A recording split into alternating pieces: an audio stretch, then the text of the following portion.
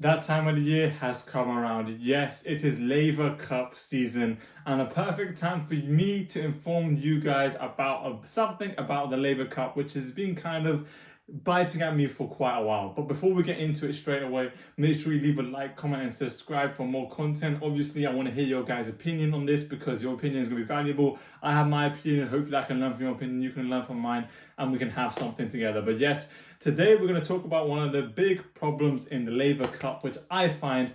So let's get straight into it because this video might be a bit crazy. First of all, let me give you an explanation about the Laver Cup and what it is for those who don't know. For those who do know, bear with me. So Laver Cup, named after Rod Laver, one of the icons of tennis, basically is a tournament where you play for two teams, Europe and Team World.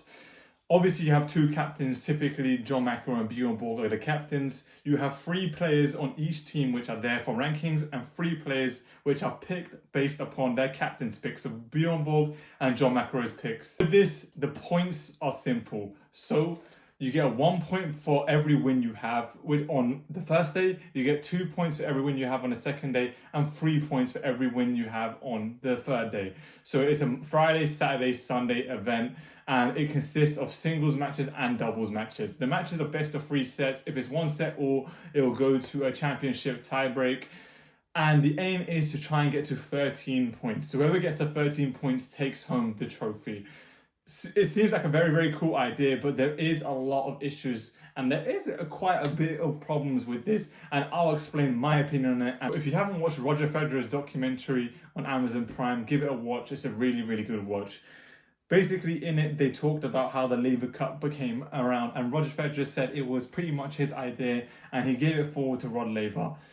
First of all, I don't think there's anything wrong with that at all.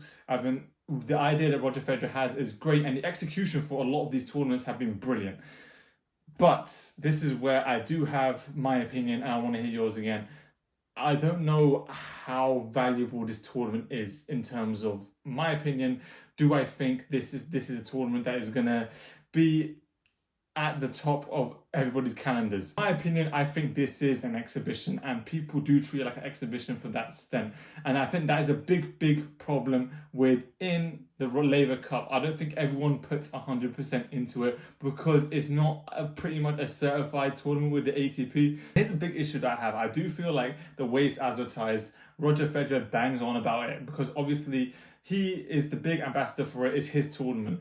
And I do feel like that sometimes this kind of goes over the top and kind of defeats the purpose. Obviously, you got to advertise your product and you try to get people to buy into your product. 100% agree with it, 100% hear it.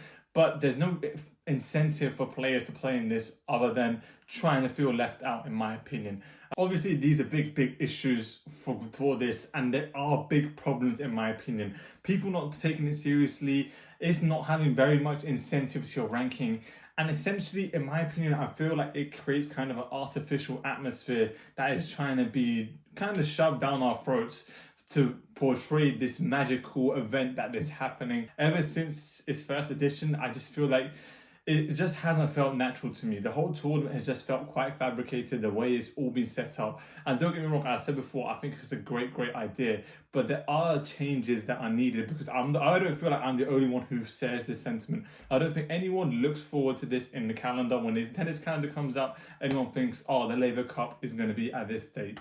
Another big thing that I do think the Laver Cup needs to do to improve is their ticketing prices.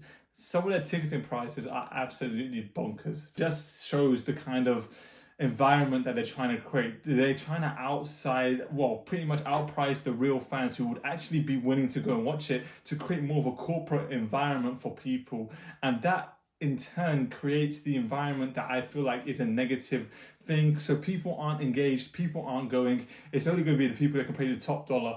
And in essence, it kind of creates this environment that, yeah, this tournament isn't that important because it's just a money grab, in my opinion. Another huge issue they need to address is the way that they schedule this event. I think the scheduling of this event is really, really poor. What do I mean by this? I think obviously putting it on straight after the US Open is not going to do any well.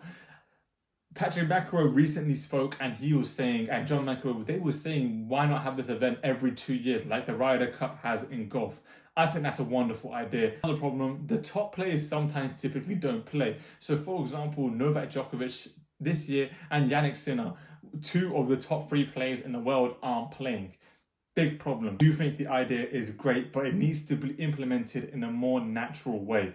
Obviously, giving it to the fans, giving it to the people that they want to see it, and not just giving it to people who will pay the most. That, I think, is completely wrong, and I think has to be a big change. I think they can market it 10 times better. Obviously, I do criticize it, and I think there is a huge problem here, because I feel like nobody's attached to this tournament and nobody really takes this tournament seriously, and that's not just fans, I think players as well. I think there is always a lot to improve in this, but it's not a hard fix. You need to attach and reattach to the people that actually make the sport the beautiful sport. So the Laver Cup obviously has big issues. Obviously, if they ever asked me to be a part of it, well, God willing, I would 100% do it. But yes, the Laver Cup obviously has its issues at the moment, but I would love to be doing something to allow and bridge that gap between the Laver Cup and, yeah, normal society under tennis, big tennis fans.